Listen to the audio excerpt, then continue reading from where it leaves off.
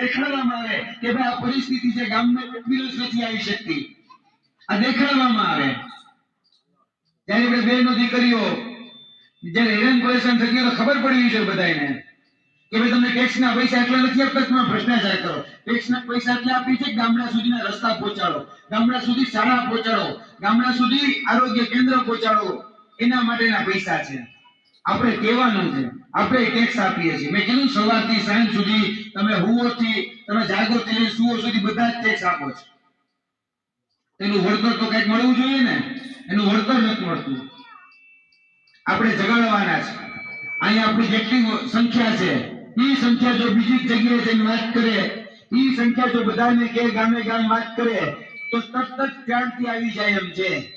પણ આપણે જવાબદારી લેવી પડશે, આપણે જવાબદારી લેવી પડશે.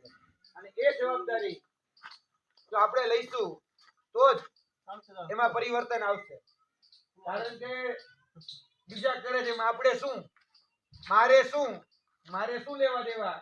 જો આ નીતિ રાખશો તો યાદ રાખજો, કદાચ અત્યારે તમારે લેવા દેવા નહીં હોય પણ એ નુકસાન તો છેલ્લે અંતે તમને જ થવાનું છે.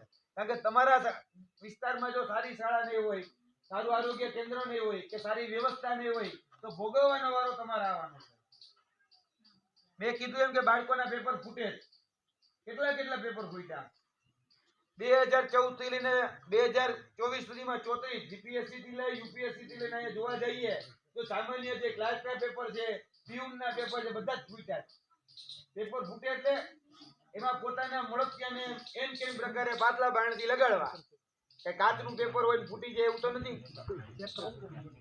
એ તો આપણા પોતાના મળતિયા પોતાના લાગોતિયા હોય એને આગલે દિવસે પેપર લઈ અને આપી દેવાનું એટલે પાસ થઈ જાય, આપણો દીકરો રહી જાય.